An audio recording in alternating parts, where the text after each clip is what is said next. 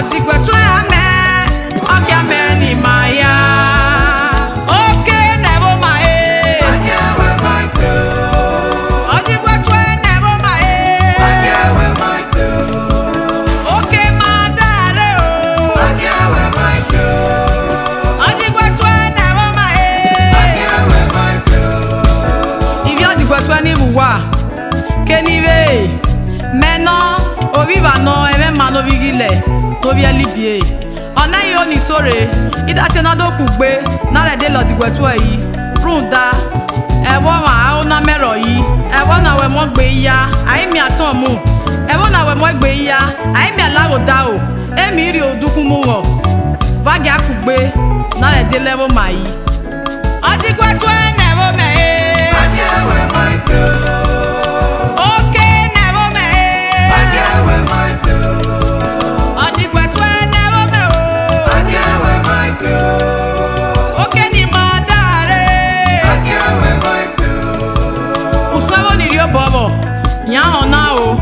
Mr. Paul Igile, the OCID ambassador, Poland.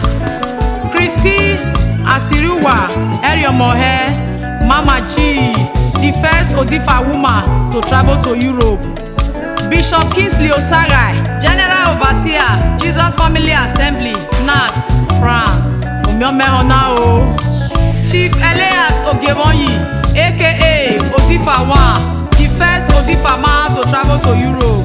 Mr. Mode Igbinovia, Oviolokun, one of Chicago. Mr. Tom Osareti Otabiokai, the Jakbala one of Germany.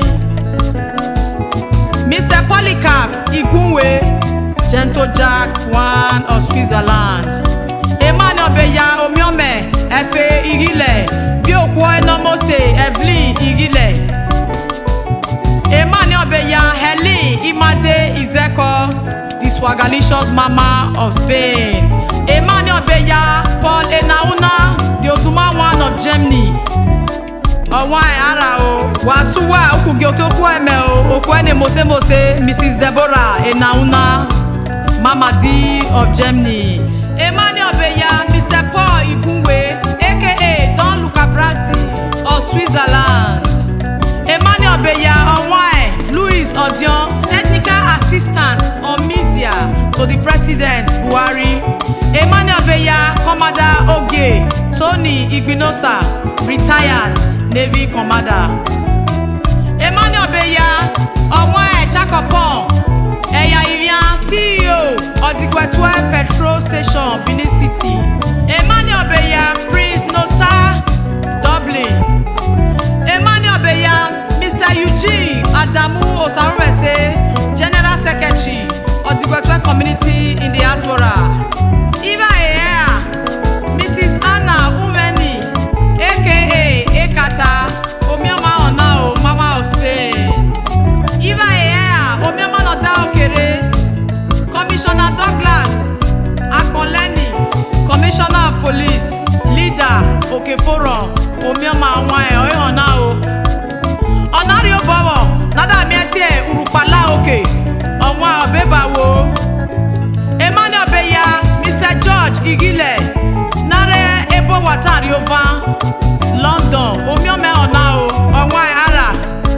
Super Osagai, Don Clitty one of Nantes. Esosa Atagame of Torino.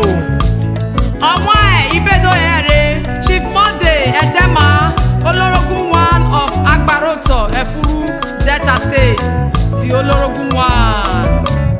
Arasa, Iyobonu Yamadegoyo, Emmanuel Beya, Onwa John Osagede, aka Johnny Odifa of Auchi, Onwa Noah Uchi o Arasa. Iwa Ea, Omiome Jeffrey Igunwe, aka Small Boy, Atlanta, Georgia, USA, Oya o. Iva Eva, Vaya Fefe, Nivo Odigwetu Youth, Ni Kwa Dede We, Nada Mie Evoma, Ava Mie Mae, Osalobo Adebawa, Okioni Vakoma, Mr. Lucky Igile, Onwai Arao, Omiome Honao, Mr. Saturday, Novi Kwama, USA o. bobo digwetwe va ya wese va no va yin va lolo va e fa o yi meti swira gbonya so kwa va ya ri bobo no digwetwe re ame va ya wese va beba